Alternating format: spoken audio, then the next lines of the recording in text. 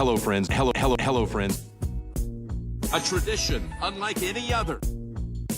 Oh, my goodness. In your life, have you seen anything like that? There it is! Adam Scott, a life changer. Mashed potato! Here it comes.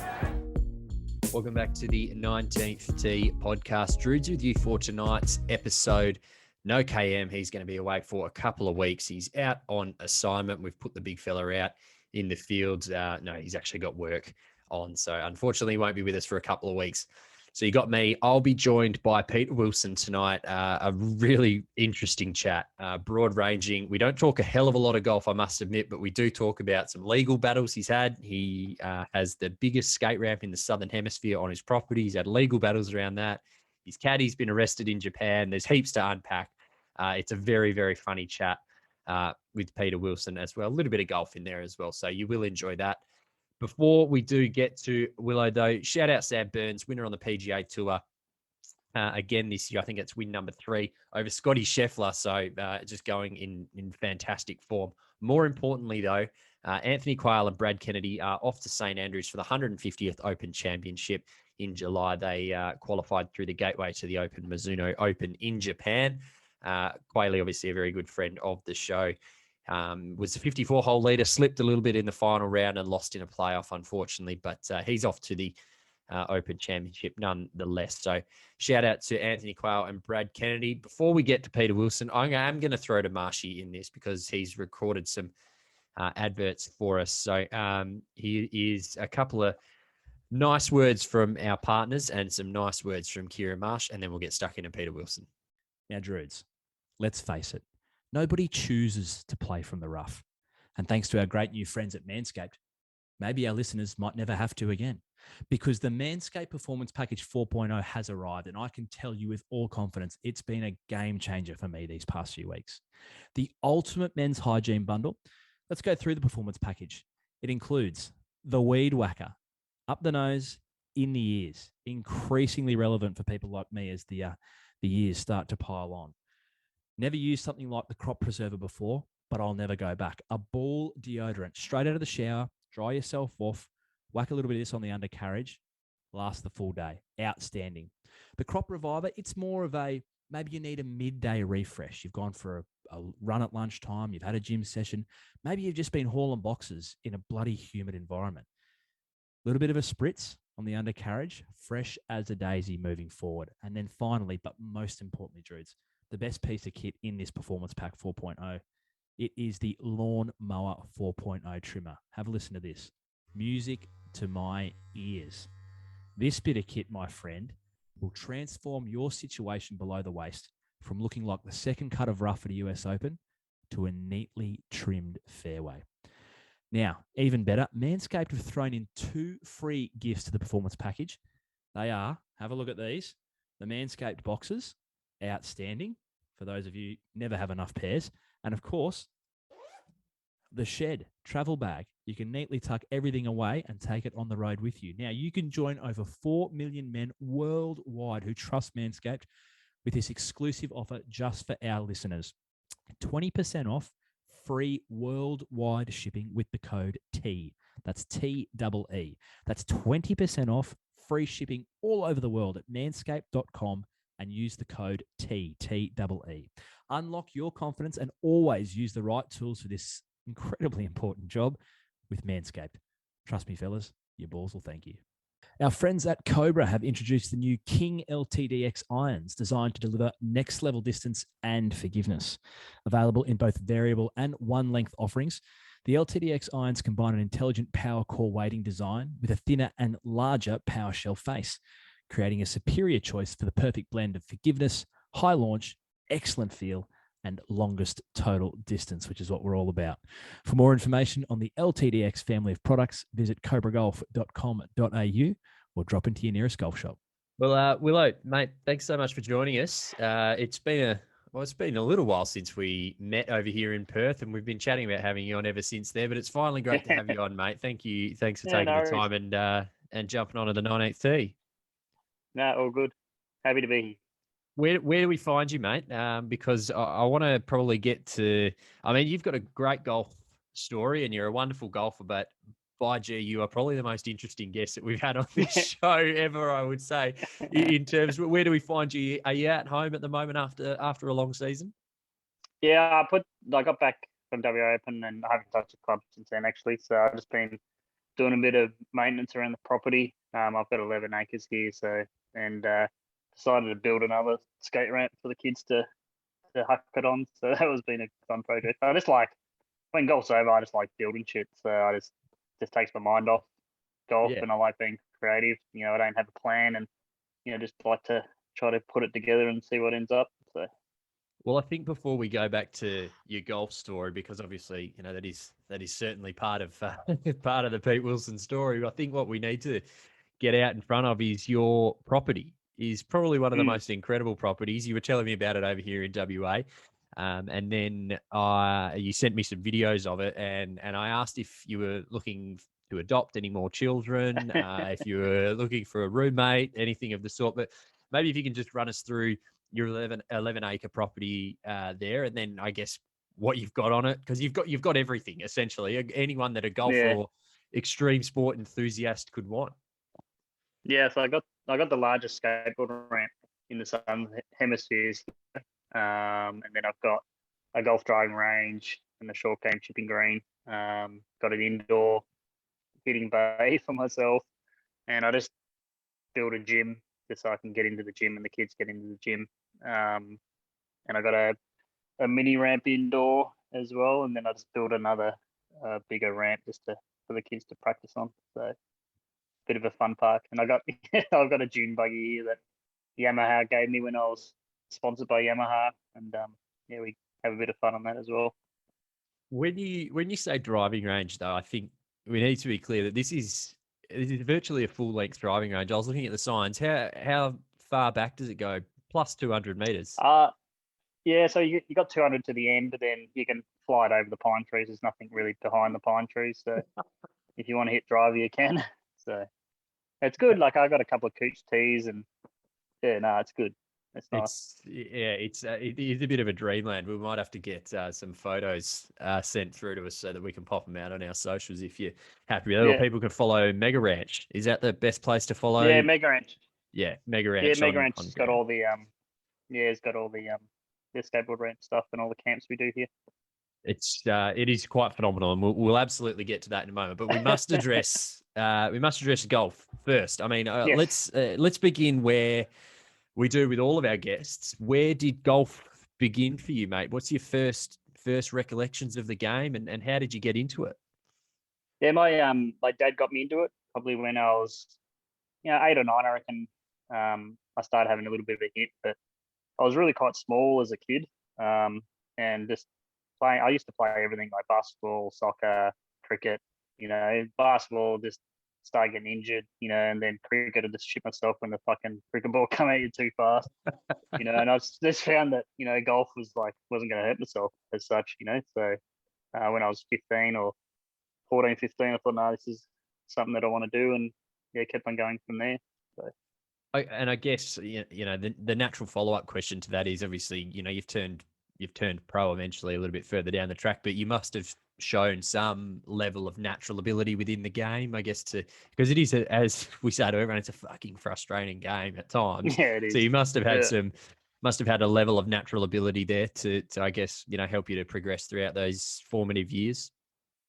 Yeah, I was in the Ivo Witten stuff back then. I think it was. I was in the same era as Jeff Ogilvy and Craig Spence. Those kind of Martin Joyce was up there as well, and I was quite high up on the rankings, but would never get selected into any of the state teams and stuff. Don't know why. I think I was second on the averages one year and wasn't in the fucking side.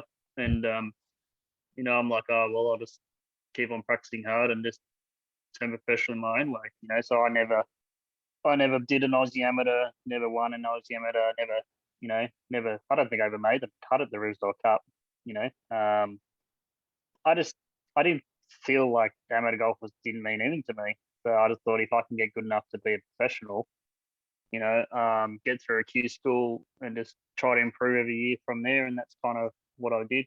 So just probably a different, these generations now, like they just, they get really high level at amateur golf and they get everything funded and paid for and travel around the world or Golf Australia or whatever it might be. And, then when things get hard as a pro, they quit, so I don't think they've got the fight in them that, like our generation, we didn't have all this backing and funding and, we had to try to work out how they were going to pay for it. Like I sold a few cars to get to European Q school and, like it's just how we had to do it. But this now it's just, there doesn't seem to be any fight with these kids now, I don't think, but that's what I see. I guess, yeah, it's an interesting point because what's the biggest changes? I mean, you could probably list me half an hour's worth of the biggest changes that you've seen in, generations of golf that you've gone through. I mean, you're talking about some of those names that you went through there. Obviously, Jeff, is still continuing his legacy in Australian golf now, but the game has progressed so rapidly in the last, it feels like in the last 10 years anyway, but really if you extrapolate it a bit longer, it's been sort of through the 90s and the Tiger effect and the way that the game's changed. It just seems to have exploded in popularity, which is great. But I'm wondering if there's any of those tangible sort of differences that you see, having come through with the guys like Jeff, but now also playing out on tour where, if you're not hitting the ball 300 yards, it seems like you're at a massive disadvantage for some reason. Yeah, like the length is obviously important now, but you're still going to have, if you're playing 20 tournaments a year, you're going to have, six tournaments that aren't going to suit your game. Like what's one like Nudgy this year? Like that was just I didn't suit my game at all. I'm not a bomber, so I had to work my way around the golf course, but it just didn't suit my game. But then, courses like Victoria, Kingston Heath, where you got to be a ball strike and shape the ball, and that's what I do. They suit my game. And we had, for a few years there, like we had Coolum, which is Australian PGA was at Coolum, which was really suited my game, and then we had Fiji. The Masters was always at Huntingdale, and that's where I always had my top 10s and top 15 finishes through those events. But those courses we don't play those courses now. But my game's kind of evolved, and I seem to be able to compete on most courses now. So.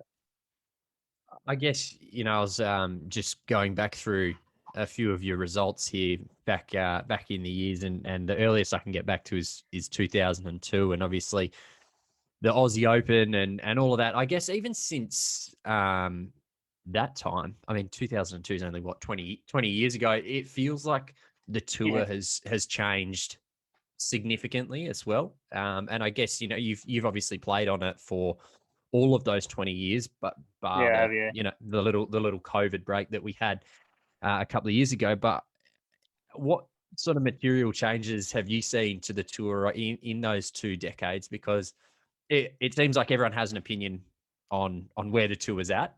So keen to sort of, maybe some of those changes and your thoughts on where the tour is at the moment. I think when I first turned pro, we had, I think it was $8 million tournaments. And then we had probably 15 or 14 of the secondary kind of tour, which is called the Von Nider Tour for a little while. I think it changed a lot when the tour was its own company and then the PJ was its own company. And then when they joined, which we thought as members or of the tour, we thought, this is going to work better. And it kind of hasn't worked better. The last few years, the last 5 years now, it's getting a lot better than it did. But when I first turned pro, you had all the primes, like you could play all the primes in Adelaide, and then they had the SA Open, and then the Ford Open was after the primes, and you could go to Perth and play all the prime series and play W Open, WAPGA. So the tour worked with the PGA to put their tour events on when the primes were on. But then when the tour and the PGA joined, then suddenly it wasn't like that. So it's been really bizarre. But it's like what they're doing now, it's a lot better. Like the TPSs, I'm a big fan of those events. I think that's what they're doing there is great, and hopefully they grow a bit more. But it is very, we're a small country. You can't, to have $4, $5, $6 million tournaments is just not viable with such a small country.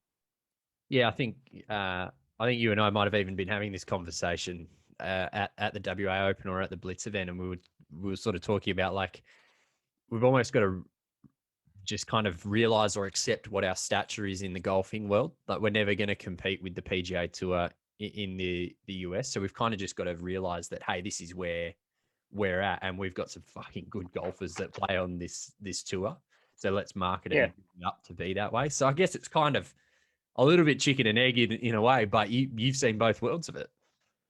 Yeah, I think obviously over the time, like, our players here haven't been marketed that well, and when Foxtel happened, and then everyone can sit on the couch and watch Tiger, and all these guys, any else and that from home, and then that didn't, all our tournaments started getting really affected back here, and how big the PGA Tour has got in America has completely destroyed every other tour, and that's even with this thing that Greg Norman's trying to do at the moment, like, they're just trying to stop it completely, and that's like, they want to be the best tour in the world, which they are, but they still should be able to feed it to the other tours and not try to destroy them.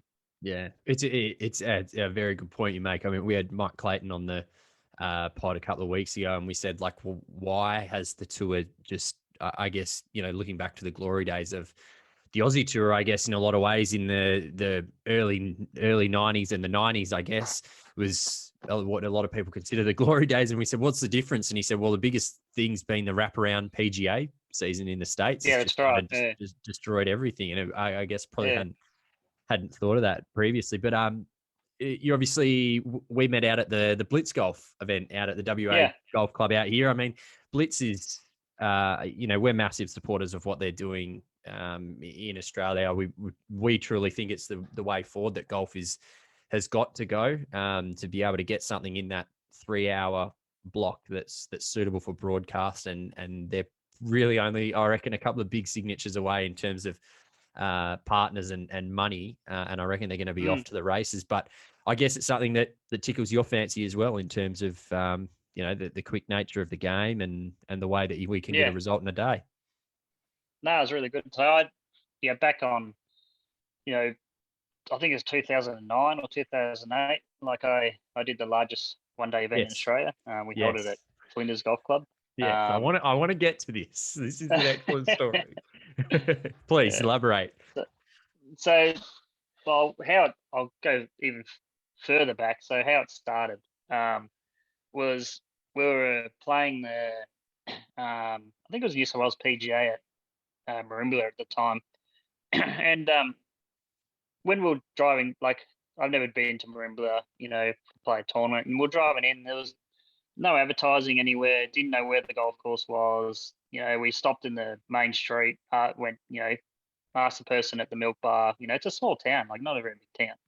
Oh, just, do you know where the course is or where we can stay? And they go, oh, what are you guys here for? Oh, we're here for the tournament this week. Oh, is there a tournament on? Mm-hmm. And I'm like, how can you not know that PGA Tour event's coming to your town? The town's got 2,000 people in it. So, and then the tournament ended up being, I think that they had it as a pro-am for the first 2 rounds was a pro-am, I think it was, and then went into the pros on the weekend. I think it's 2005. I think it's 15 years ago. I can't quite remember how the format was, but that really just pissed me off, to tell you the truth. Like, as a tour event, you should be able to market us well enough to have tour event on. You don't need to sell amateur spots for a tour event. I've always been against that. I don't know why. Like, I just don't see that format. When you're trying to make a living, and this guy's, they're good people, but it's taken a long time for amateur golfers to understand that this is your job. I'm not here at your work asking you 1,700 questions and to fix your putting, like in the middle of your job. I'm not there for that. I'm there to do my job. I need to make money to fund my family. I was a bit on edge that week at the start, and then what happened on the Saturday? I was coming top 5 or top. I think I was coming 5th, playing the 18th hole, and then it was on Saturday. I hit a good drive, and the spotter was there, and there was heaps of crows and magpies, whatever, near around my ball or whatever it was, and then I got up there and my ball's gone. And I said to the spotter, I said, oh, mate, do you know where my ball is? And he goes, oh, no, I don't know. I said, oh, did the birds take it? He goes, oh, they're mucking around, but I didn't actually see him take it. So then I called a rules official. I think it was Swano. I said, mate, my ball's gone. He goes, oh, what do you mean? I said, oh, I think the birds take it. And then Swano asked the walking squad, not the official, the spotter said, oh, mate, did you see the ball get taken? He goes, no, I didn't see it get taken. But there's no possibly other way where it could go on. So then I was fucking headless, as you can imagine, because I'm only like third year as a pro or whatever. Just, need to have a good result. Yeah. And walk back to the tee, just headless, and hit my third off the tee, whatever. I got onto the green and I missed my par. I made double, and then the pin was lying like probably in the middle of the green. One of the other pros put the pin down, and I'm walking to the pin and I got my toe down on my putter and went to slam the pin and I've missed the pin. And I've just buried my putter into the green in front of like spectators. And I think the CEO of the PGA was there and all this shit. And I've gone, oh, fuck, that's going to cost me, So then I've handed my card in. I had to repair the pit, like my putter mark in the green, So I repaired the putter mark, handed my card in, and then went to the car straight away. I was traveling with Craig Scott at the time, and we were just having a bit of a laugh, sitting in the van. And then I think it's David Podlick, come knocking on the window and said, oh, mate, you need to come speak with me, So I knew I was in trouble. I'm like, okay, no worries, and he, as they go, they saying like he was acting like my world was over and you're going to be suspended for 3 months and, you can't do this shit, and all this kind of stuff. And then I just had a crack back because that's what I do. I had a crack back and said, mate, like, you shouldn't turn these events into pro-ams. Like, this is bullshit. Like, and I said, we can't even, there's no advertising in town. No one knows we're here. Like, and he goes, oh, you guys aren't scoring good enough. I'm like, what do you fucking mean? 18 unders leading up to 3 rounds, and then he goes, oh, you don't know how hard it is to run these events, and I've gone, oh, well, I'll go and run one and I'll run the biggest one in Australia and I won't have any under display, So that was kind of it. So then from there, I'm like, I'm just going to prove these people wrong and I'm going to run this event. So then, I think it probably took 2 years, I reckon. So what I did was, and I gave the organization, how I did it, how I raised, I think I raised 500 grand for a 1-day event. But I just went onto TV and just watched who was doing the most advertising on TV. And at the time it was Crazy John's, selling 1 million phones at the time, So I went into Channel 10 and said, can I, I sat down with Channel 10. I said, can I do advertising with your network for this event? And I said, can my major sponsor get 5% off their budget if they become the naming rights sponsor? And can I get 2.5% off the advertising budget for the presenting sponsor? And they ended up signing the deal. Said, yeah, that's fine, no problem. So then Crazy John's was, at the time, was doing all their advertising on Channel 7. And they were spending $10.5 million or something stupid on Channel 7. Yeah. So I went in there and said, to Crazy John, said, for 250 grand, I can get 7.5% off your advertising budget if you come across to Channel 10. And that took half an hour and that was it. So then they moved all their advertising over to Channel 10 and then I got all this cash and then, run the event. So then but what I wanted to do, like I wanted to, same what the Blitz is doing, I wanted different demographic coming to golf. Golf doesn't sell, so you need to bring different stuff to the golf course. So I went and put in a vert ramp in the middle of the golf course, did a hot rod show on the practice fair, which I sold to Shannon's Car Insurance, and then did a boat show with Advanti Marine. So then I had 4 events in one. So then I was targeting 4 different demographics. Yeah. So that's how the event happened, and we ended up fencing the whole golf course. The PJ were pretty adamant to not let me do it, to tell you the truth. Then I'm like, well, I'm doing it. I don't really care, I'm going to charge a $10 gate entry, and they were against that, saying, "Oh, the Vic Open doesn't even charge." And I said, you got to understand that people don't go to them; it's free. If they want to pay to see something, they'll pay the money. So I ended up doing $10 gate entry, and we had a VIP entrance. I was on the top of the vert ramp because I just love skating, as you probably know, and I was on the top of the vert ramp with all the guys. And my brother was on the VIP gate, and a bunch of the PGA representatives at the time come to the VIP gate. And my brother said, "Oh, that's $10. There's 5 in the car. It's $50." And they're going, "Oh, we're from the PGA." And my brother goes, "Oh, well, I don't care who you are. Everyone's paying. Everyone's My brother paying. put this event on. You can pay your $10." So they ended up paying and come in, and we ended up getting 11,500 people there for one day. So Crazy.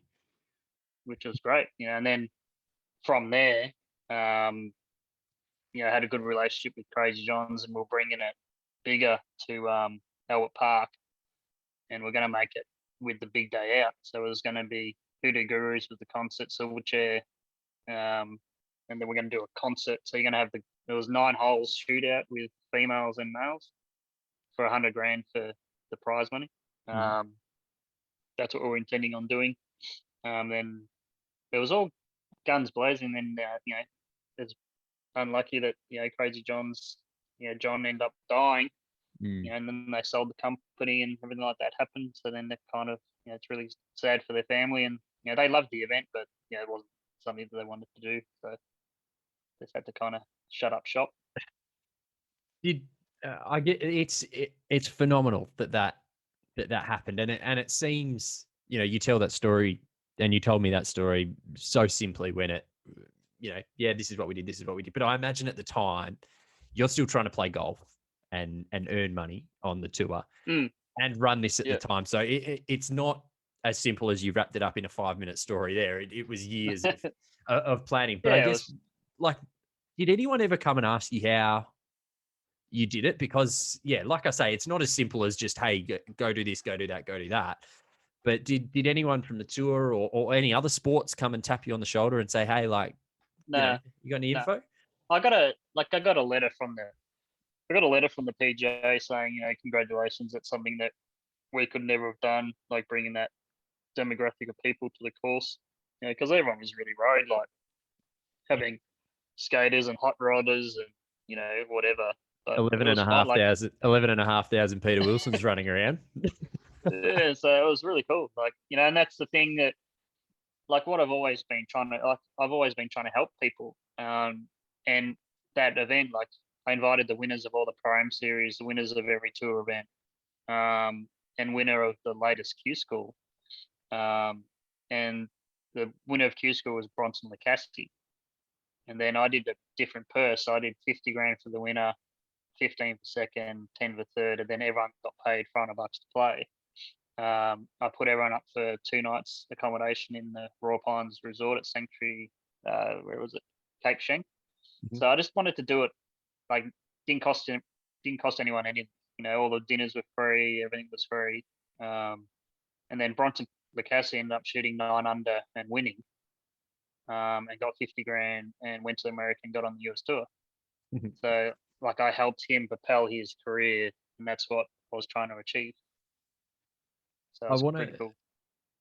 I guess there's so many different tangents that we can kind of talk about off the back of this, but I mean, it's truly phenomenal even for you to tell us that story, some years later. And I think, hopefully that golf can kind of move in that direction. I'm not saying we have to have hot rods and skate ramps at every event, but hopefully we can kind of start to move in a direction of it, trying to attract a new age fan to the game. Because I think, we both would have seen at the WA Open, the average age of the spectator out there would have been greater than 60, right? So I think... Yeah, I know. It's always been like that. And that's where the Australian Open, I can't even think of who it was now, a couple of years after that event, like, I helped with getting the Oakley hole and when they did the Oakley hole for party hole for a little bit. Yeah. And then, they were heckling Robert Elby for a bit, and you had to get freaking earmuffs on and shit. So it was, I don't know. that kind of didn't really work out because it's Australian yobbos. We just Australians go too far with them, really, don't they? We do, but I think like, we I don't know. I kind of feel like that golf kind of has to embrace it a little bit in the sense like footy. Yeah. You can go to the footy and there's yobbos there, but there's also people who sit in corporate suites and there's families that go along. So it kind of caters for everyone. Whereas golf has this reputation of being a very stuffy game, and the people who attend are, very stuffy. And I don't think that's entirely true. It's just about marketing the game and marketing different formats and marketing the players, most importantly, to a younger generation. I'm not saying that my generation of 30-year-olds are the answer to golf, but we're certainly part of the future of moving forward. If we don't have people who are my age interested in the game or even younger, then what hope have we got once inevitably the poor 60-year-olds aren't with us anymore? So I don't know. That's my I think there's kind of like with the summation. juniors, like a lot of the golf clubs aren't really like good with the juniors. Like they don't welcome them in and let kids be kids. There's always rules and policies. Oh, don't do this, don't do that. No, you're not allowed to do this. Like there's too much of that going on in golf clubs. Like you need to let kids be kids, and you can't control everything they do. Yeah. Like I had for years as a kid, at the golf club I was at, like I was chipping around the 18th green, all the time, and got told off for that, and then got told off for doing too many putting drills. It's like, what do you want me to do? Do you want me to go fucking graffiti your clubhouse?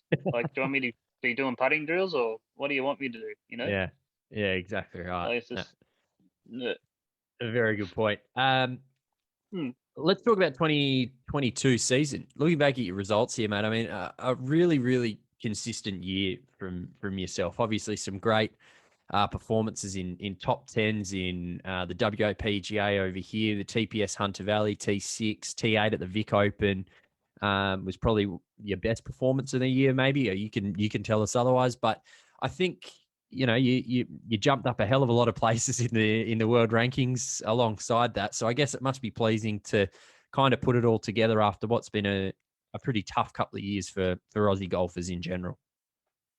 Yeah, I think I just couldn't quite get that one round in there that you just go bananas, and have a.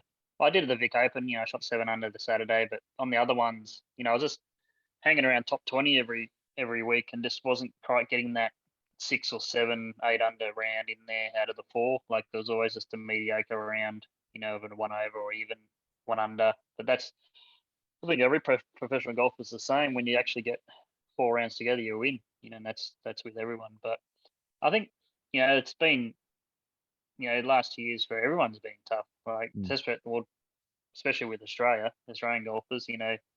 Just for me on a personal level, like we stopped for 2 years playing, and then my mega ranch company stopped. So both avenues of my life stopped, and then my boy was in X Games, Minneapolis, 2019, and then his career stopped for 2 years, and he was 12 years old skating X Games, and now he's bluffing around at home, can't leave your fucking house more than 5 k's from your house. Like what the hell's that about with as a kid?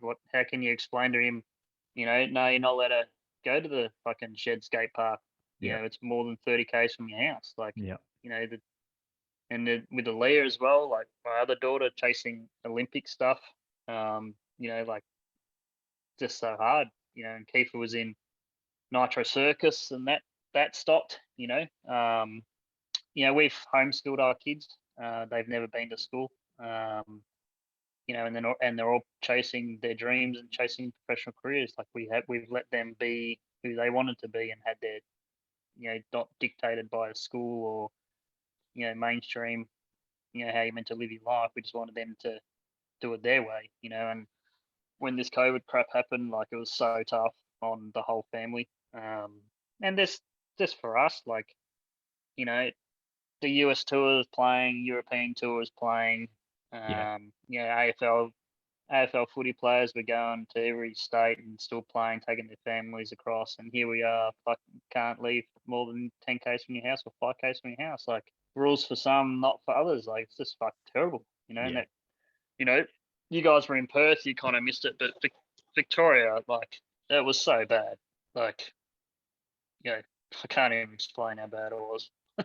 No, and look, I certainly don't expect you to, and we've had so many people who've come on and said the same thing. I guess I'm wondering if maybe you can kind of put into words from a golfing perspective for yourself, and no disrespect to you, Willow, but you're one of the elder statesmen on the tour now, mate. I guess how to you lost two years essentially out of your career, and I guess there's different ways that you could have looked at it. You could have gone, I'm at the, I'm getting closer to the end of my career than I am at the start. So what's 2 years? You could have thought, I'm loving my golf. I'm really going all guns blazing. So I'm pissed that I've lost 2 years. Like, whereabouts did you fall in all of that? And I guess how did that, I guess compartmentalize for you mentally, knowing obviously you've got everything that you mentioned with your kids as well going on. Like, it must have been a challenging time for you from a golfing perspective. Yeah, I think like the hardest thing for me was I got to Japan 2014, I think it was. I won twice on the Challenge Tour. Got on the main tour in 2015 and got really quite sick. Got an internal infection, the same as what Rummy had. Had to withdraw my status from that tour. Found it really hard mentally because you work so hard. You want to get on a main tour and finally get there and then can't compete because of, internal issues. Around the same time, like my neighbor, was being a pain in the ass with this ramp, which really affected me mentally as well. We'll get to that. So, fucking psycho. But she's still a psycho, to tell you the truth. She's still, I don't know, far out some people. So with the COVID stuff, like 2019, I went and got some kind of status back on the Challenge Tour again. Went a few times and just couldn't quite get to the finals, and got to the finals for 2019 and just felt like my life was coming back. And got some status there, and then 2020 happened and couldn't go. Just a complete head fuck, to tell you the truth. Like, that's where I wanted to play, and then everything just stopped. So and that's where last few years I just went and researched it. I said I want to know why am I not allowed to play? I want to research it, and did heaps of it. Like, people say, oh, you just fake Facebook researching. No, I did proper research, like medical journals, and looking at doctors that created the mRNA vaccine.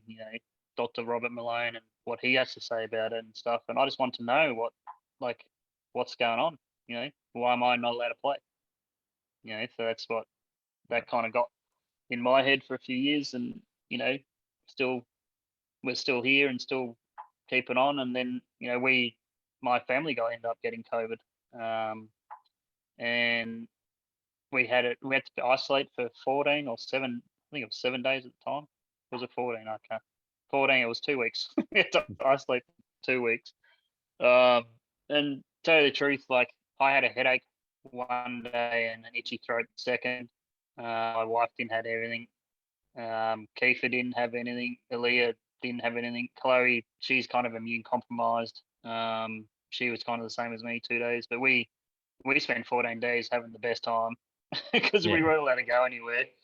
And then I was just going to say, if there's somewhere where you want to be stuck for 14 days, it might be your joint, mate. Because I know, it was funny. So then we had, I think we had Coles deliver groceries, and we're trying to scare the guy because, everyone's fucking scared of COVID, and we've got COVID, he didn't want to come near us. It was so funny. And then we had my dune buggy, and we hooked it up with toboggans from the snow, and I was driving the kids around on the property with toboggans hanging out the back. It was so funny. We did, and we just spent time outside, and in the sun, vitamin D, and everyone was fine, and we had the health department officers turned up because they wanted to see if we were fucking dead because we weren't responding to their phone calls. They were at the gate, see if we're okay, and here we are going 70 k's, dragging my kids back in the toboggans behind us. No, we're fine. It's all good. I do. I got to ask you about your kids too, because like it's the juxtaposition between golf and the fact that your kids are in the X Games. You've got one you were telling me he's got sponsorships lined up. Your daughter's on their way to the Olympics, I think you were telling me. For all these extreme sports, and you love your extreme sports too, and then you've got golf. It's the complete other end of the spectrum. It's almost like it's your, I don't know, it's your utopia, your happy place away from the extreme sports. So I guess tell me about that sort of juxtaposition between your kids and golf as well. Yeah, I just with the golf, I think probably the only thing, or not the only thing good come out of COVID, but my daughter Chloe decided to start playing golf.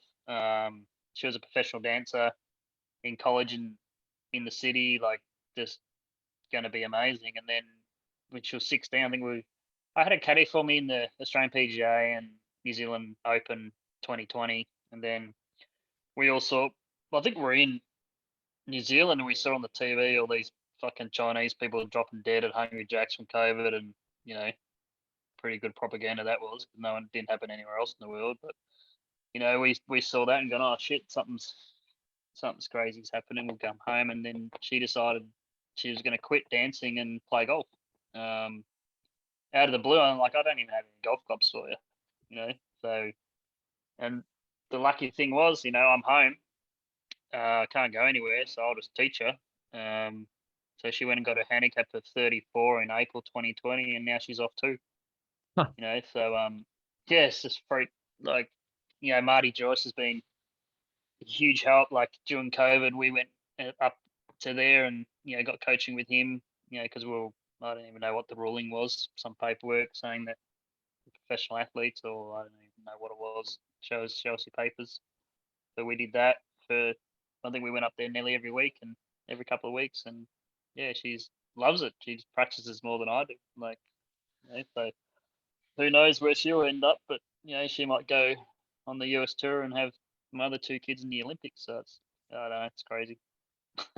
If only improvement from 34 to 2 happened in 2 years, that would be so nice. I know. I haven't gone anywhere. I've gone the other way. And she goes, I should be shooting under par by now. I'm like, you're shooting 2 overs and 1 overs. You're a freaking novice. You get you can't find the middle of the club face because you haven't fucking played for 15 years. You've only played for 2. Like, how are you meant to find the middle of the club face? So I still don't even find the middle of the club face. Yeah, I was just going to say. Because she plays, she played with me and, David Mika. That's who she was playing with when she started. And that's what she thinks, me and Mika, shoot 9 or 8, and Mika's 11 and 10 at Cranbourne. And Chloe's like, oh, well, that's just the standard. She's off fucking 27, and that's what she thinks she should be doing. So I don't know. They kind of pushed her along, I guess. Good segue into Dave Mikaluzzi. Obviously, spent a bit of time with him caddying over here in the WA Open. He's been a guest on here before, and you obviously have spent a lot of time with him as well. I mean, maybe just give us a bit of an overview of your guys' relationship. Yeah, so he was a young junior kid at the club at Cranbourne. I think he was 14, maybe I met him 15. So I just advised him and played heaps of rounds with him and practiced rounds with him, and just chatted on the phone, when he's overseas, and just mentoring him, just try to just help him along, because I've been out there for so long, and it's really tough. Like, playing amateur golf to professional golf is 2 different things. Like when you have to find the money, and like playing amateur golf, you're just playing for a kettle or a fucking microwave. Like, when you're trying to make a check to make sure you can get to the next event, it's a lot different, and that's where, tried to help him out as much as I could. Your neighbour now. Here we go. Like, how long you got? Yeah, well, look, you can tell us as much as you want to tell us. I mean, if you Google Peter Wilson golf, you'll find one of the first. I think it might even come up ahead of you. Is it the first one? It's one of the first things that comes up ahead of your golfing achievements, mate. So we'll have to do something. Taking me to court. Yeah. Well, so maybe just give us a bit of an overview. So you've got the largest skateboard ramp in the Southern Hemisphere, which you mentioned at the top of the show, and people can go follow Mega Ranch and they'll see it. Yeah. You've also got a dam on your property, and you were going to decommission it, or it was decommissioned it, and you were going to move the ramp down there because, and I'm paraphrasing a quote here as well from I think the lady that might have sued you or taken you to court or whatever it was, that it was bringing too many teenagers in and it was too loud. So I guess you had a solution. So it kind of seemed like it was a foregone formality that the case was going to get thrown out. But maybe just give us an overview of that, if I've got the story half right. Anyway. Yeah, it's pretty close. So after the event, when the event didn't happen again, I got along great with all the skaters. They're good mates, and one of them wanted to build a mega ramp. I said, well, I've got the land. Like, let's just build it at mine. So then he's a gun-ho person, Trevor Ward, like me, and fucking 2 shipping containers turned up with all this material. So I went over to my neighbour. He lives up on the hill. He's the only one that could see the property. I said, mate, I'm going to build a skateboard ramp. It's going to be large. He goes, oh, fuck, no worries. All good. No problem. You know? So we just started building it. And at the time, we were living in the shed. Like, I didn't even know. I haven't even finished my house, but I'm building a fucking skate ramp. So priorities. I know priorities were pretty good on it. Yeah, so we started building this skate ramp, and then obviously the council got wind of whatever I was building, and you know, I rang them and said, I think I missed a call or whatever. I rang them, it was council, and they said, oh, you're building a skateboard ramp. I said, yeah, and they said, oh, you know, I said it's for my son, and they've gone, oh, how old's your son? I said, oh, he's 3 at the time, like he's 3. And they gone, okay. And I said, well, is there any policies for a skateboard ramp, regardless of size, in the South Gippsland Shire? And they said, no, there's no requirement with planning or building for a skateboard ramp, because here they're thinking it's for a 3-year-old. So I got them to get it. So I got them to send it in writing, because I knew that, you know, I needed it in writing. So then they sent me in writing that there's no policy, regardless of size. I'm like, fucking beauty, we'll build the biggest one then. You know, so there we were. Like, we just started building it with all the boys every weekend when I was home from golf, you know, building it. When I made some money, I just put more money into it just for building it. How big is it? Neighbor, just give us a scale of how big it is. 100 meters long. So. And how high? Yeah. 6 stories high. It's pretty high. It's insane. And so then my neighbor, I'll say his name because I don't give a shit, Gary.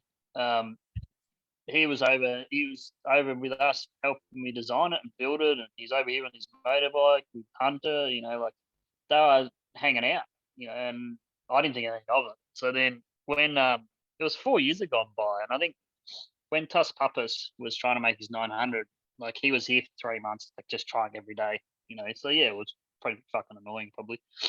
Then I went up there and took some photos from their balcony to see what they could see. I was trying to do everything right. I just said, you know, do you want us to just not do it on the weekends or, you know, times and what? Yeah, no, it's fine, you know. And then the wife said, oh, yeah, it's getting rather annoying. And I'm like, yeah, no, it's like, just let us know what you want us to do. But there wasn't anything. And then someone just kept on complaining to council, like flat out, you know, and council were ringing me, oh, there's another complaint, yada, yada, yada. And then one of the officials said, oh, you know, if you could put in a permit for it, that'll weed out who's complaining. Because then once the 10 neighbor or 9 neighbors get this letter, that's going to weed out, you know, who it is. So then I'm like, well, if I'm going to, it was just for the boys. It wasn't a business. It wasn't, you know, what it is now. I'm like, well, if I'm going to do a permit, I want to train kids. I want to have it as a high performance training facility. So I got really lucky and met a golfer that was high up in permits in the city Urbis. You know, he loved what I was doing, and you know, he said, "Oh, let's do it. You know, won't be that hard." He just thought it was like a piece of piss. I do skyscrapers in the city permits. I freaking mega ramps, nothing. You know, so that was fun. We did it, and then yeah, like there's you're on 11 acres. It's not like you're in St Kilda. Like it wasn't any drama. And then so I sent the letter to 9 neighbours or 10 neighbours, and then I get this phone call at night, and it was my neighbour losing his shit like completely. Going, what the fuck's this? You know, yeah. I said, mate, it's the same thing we've been doing for 3 years. It just has a permit now. I've been training kids. I've been having it's no different now. It's just allowed, you know. And then she got on the phone and said, I've been trying to have this removed for 4 years and all this crap. And they were just abusing the crap out of me on the phone. I had no idea. And I hanged up and I'm like, it's been her the whole time. Yeah, She's been complaining to council for 4 years, and her husband's over with us, having a beer, building around with us, and she's on the fucking internet, emailing council. And I tell you what, it went completely pear-shaped. Like, some of the stuff, it was I got environmental officers turning up because I killed a brown snake, and they're trying to arrest me and 3 months jail and $30,000 fine. Oh, just complaint after complaint. Like, it was just, and they did a web page against me. They did Facebook page against me.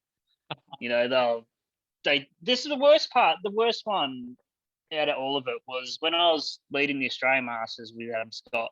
And probably not many people know this one.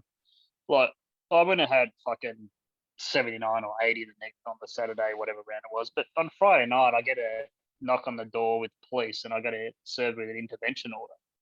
So this intervention order was just fucking made up bullshit from the neighbour saying hit golfers at their children, you know, and all this crap. Like, and all the dates and stuff she put on there. I was in Fiji playing a golf tournament. Like, she just tried to cause mental havoc because I was leading a golf tournament. That's the person she is. That's how low she goes. You know, and you know, she said some of the stuff that I won't say on here because it's no good. You know, but it really fucked me. Like, you know, went and had 80, but you know, this stupid neighbour, it's just a fucking skate rant. Like, why are you serving me an intervention order? Like, just tell us if you don't want us to write it on, like, whatever. Like, you know, so that got really messy, you know. And then what happened then?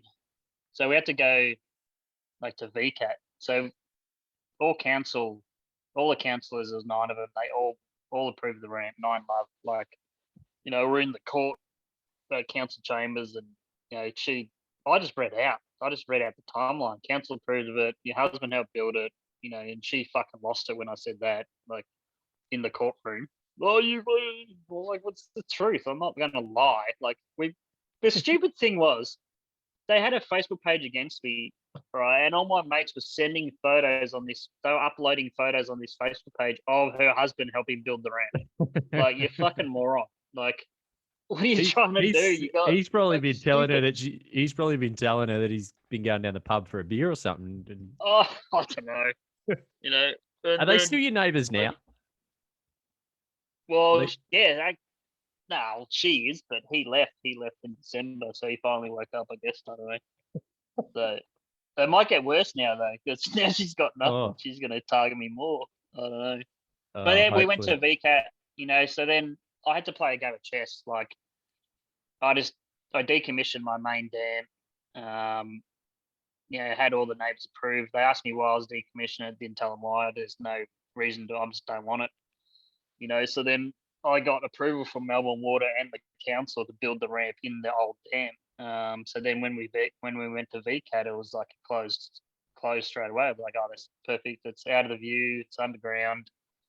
You know, and I ended up winning everything. And VCAT, because she was so rude and just such a nasty person, the VCAT ended up removing all the council's policies that they had on it. So with her going so pear-shaped, it kind of helped us become business. So now we've been operating for 4 years. So it's, you know, we've had X Games guys here. You know, Willie, the Nitro Surface guys have been training here. You know, I've had people from all around the world, like Brazil and, you know, everywhere. So it's amazing. You know, so. It's a great story. Probably not for you anyway. It's a hard story. No, but even like. Butchered your Aussie Masters. I was in. No. But even when I was in Japan, man, like we put in to have a 3-bedroom accommodation building, and I get home and then one of my other neighbors come over and had a fucking pamphlet and it had that I'm putting in a 30-room hotel. So this fucking, I can't talk about it too really. She's gone and just done a PDF saying I'm putting in a fucking $10 million hotel on my property. Like, you fucking idiot. Like, and then all these people are going, oh, you're putting in a hotel. Oh, what? Putting in a fucking hotel? I wish you I could haven't put even in a finished my house hotel. yet. Yeah, I was just gonna I say. haven't even finished my house yet. I was just gonna say. So we got through it all, so it's all good. Like, it's all. All right, that's amazing. Hey, we'll let you get out of here, What? but there's one last story that I got to ask you about, and it's one that I've saved until the very end because you were kind enough to send me through some info pre-chat. I've got some funny. I got some funny breaches that. I got some good funny breaches that I've had over the years. I bet you do. Maybe you could give us an insight to them, and you could you could tell us what you want to tell us. It'll lead into the other one, and then you can tell us. We'll finish up on the story of how your caddy got arrested in Japan. Oh, yeah. So, yeah, one of the funniest breaches I've had. It was in the Aussie Open when Adam Scott was leading. I was playing the 18th hole and I hit a bad tee shot and I threw my driver back on my bag and it's come off my bag and went grip in straight through the signage board. And no one was around the tee. I was coming midfield. There's no one there. Like, no one saw it. That's fine. So I've gone over the board and I put my foot on the board. I couldn't get my fucking driver out of the board. Like, it was just stuck. So then my caddy was laughing at me and I pulled it out and it made a pretty good hole. Whatever. And then I putted out on 18. No one saw it. No trouble. No problem. Adam Scott gets to the 18th tee. We're actually gone home to the hotel, packing, watching, and here they're filming from the 17th green, and you can see the hole behind Adam Scott behind the tee board, on the tee board, and Adam Scott ends up winning. And then, after you come back from the ad break, they've gone, oh, there's a highlight reel of the world's best golfers losing their shit at Drudes this week, and it had Ogilvy losing, it had Greg Chalmers kicking a bush, and it had heaps of other stuff. And then it had me trying to pull my driver out of the signage board on 18. So the guy was setting up the camera on 17 for the leaders groups, and he's heard the noise, and he's like, "Oh, let's go film this." And here I am trying to pull my freaking driver out of the signage board. So that was a good breach. But then they wanted me to pay for the signage board. I'm like, well, if I'm going to pay for the signage board, I want the Aussie Open one on my range. I want the memento. Yeah, absolutely. They never did. No, they never did. That's disappointing. So, a lot of the social media policies that the tour have now is probably from me over the years, which is quite funny. But that's the way it goes. Yeah, I got banned from Twitter. Okay. It was kind of it was a funny one. I was staying with Terry Picodaris down and the Moon Classic. It was a Jeep event, and my wife come down and was staying in a different room, and he tweeted on like, he said, oh, I can't think what it was. He said, are you going to go play the front nine? And I'm like, this is like 10 o'clock at night. And I said, oh, yeah, I might play the front nine, And he goes, oh, check out the buggy headlights and check out the pins for tomorrow. And he's like, it was just random, like, it was all sexual. That's all it was, Yeah. And then Monday morning, I got a call from the PJ. I have to go in the office. And they were completely headless at me. And I'm like, what's the problem? And they've gone, you've obviously gone out on the Saturday night in the middle of a tournament and gone and played fucking practice holes. I'm like, what do you fucking mean? They've gone, look, and they've had all my Twitter. They had everything was screenshotted. Look, it says here you're going to play the front nine and maybe the back nine. You're checking out the pins for tomorrow. You're Saturday night, the Sunday night before the final round. Like, we're going to breach you. Like, you're going to have to pay your prize money back and all this kind of stuff. And I said, do you really want to know what that is? And he's like, oh, what is it? And this is like PGA stuffy guy, Yeah. Like, I'm talking about having sex with my wife. And he just he just went completely red faced, and he just didn't know what to say. And and after that, he's like, you're not allowed on social media. You've got to get off Twitter. So because I think I had P Wilson PGA on it, and I had to remove PGA. They didn't want me to have anything to do with the PGA on my social media. But now, like all the policies with, all the policies with the social media stuff, I've helped along the way. I helped to get it to where it is. That's what I reckon, anyway. Absolutely have. Tell us about your caddy So in with Japan. with this one in Japan, so because I was sick at the time, I couldn't really play. So like every weekend, it was just you're in Japan, like couldn't play golf, and my caddy just kept on going out on benders. And I'm not a drinker. I don't drink, so like I just laugh at people when they're hammered. I get to a point at 10:30, 11 o'clock at night. I'm like, oh man, I'll see you tomorrow in the morning, whatever. And then I get a knock on the door, and there's a police officer on my hotel room. And I've gone, oh, can you come down to this is the first time. I've got two stories. Can you come down to the foyer, or whatever it was? And I had to bring down my caddy. I'm not gonna say his name. My caddy's my passport, and I'm like, what the fuck's going on? And he went and met some Lebanese, I think Lebanese that own the nightclub or whatever in Japan. And it was a basement there was a nightclub in the basement. So he's gone down to the basement, had a great time, got off on the wrong floor and didn't know where he was. So then he tried to go out the fire exit, and then the alarms went off, and then he shit himself. So then he started climbing. He climbed onto someone's balcony, and then he's on an apartment in Tokyo on the balcony. And then they've called the police, and he got arrested. Had to prove that it was him with his passport, all this stuff. And then the next one, we're in Richmond Hotel. Can't think of where it was. Where do you fly into Tokyo? It's the main one where you fly into. Yeah, I don't know. Never been, so I wouldn't know. Whatever town it was. And we're flying out the next day, and he ended up, Tinder or whatever the thing is, hooked up a Jetstar air hostess or whatever it was. And I said, mate, do you want me to get a hotel room? He goes, nah, I'm fine. I'm sorted. It's all good. I'm like, I feel like pretty confident. You've never met her yet, but you're confident. Fuck, I'll give you that. And then so I ended up not booking him a room. So then we went out to, I think it was called Friday O'Reilly's or some Irish pub in Narita. That's where it was, Narita. And then she come and met him, and she wasn't gelling at all. So I'm like, what do you want me to do? I'm going back. Do you want me to get a room? He goes, nah, I'm fine. I'll just stay out. I'm like, oh, okay, no worries, And then never heard from him, whatever. And then same thing, I got a phone call, and there was from the reception at Richmond Hotel, like, can you come down and bring stuff down? I'm like, oh, what's he done this time? And then I've gone, I said his name, whatever, too late. And then I've come down to the foyer, and then he's just wearing like a 3/4 pants that weren't even his. They were the policeman's. And I'm like, what's happened? And I'm just like, I don't understand what's happened. And he wouldn't tell me, like, for ages.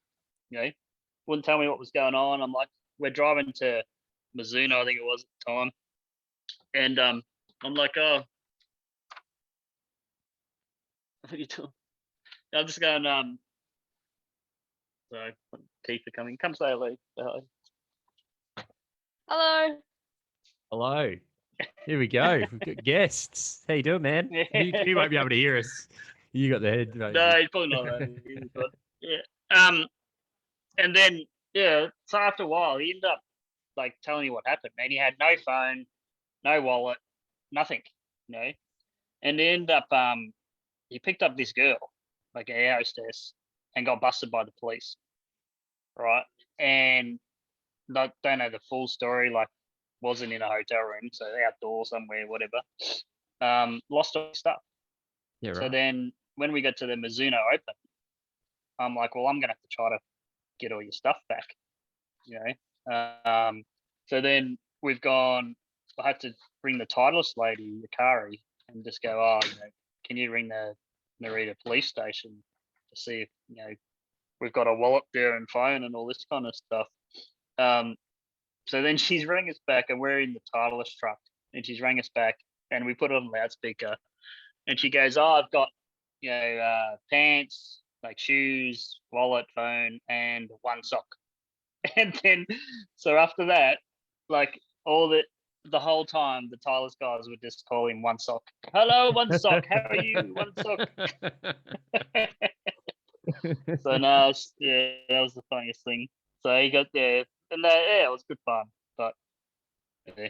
Oh, that's good. I think times. that's a great way to finish the episode, mate. I was just thinking that this has probably been the least amount of golf that we've ever spoken with a guest, and I think that's that's got nothing to do with your career or anything. I think you're just such an interesting dude, and you got so much happening. And if people want to follow Mega Ranch, do it on Instagram. It's a great follow. You'll be able to see all the Willow stuff going on out there. It's fucking insane, to put it lightly. And if I'm ever out your way, I'll come and have a look. But I'm not going anywhere near it. So yeah.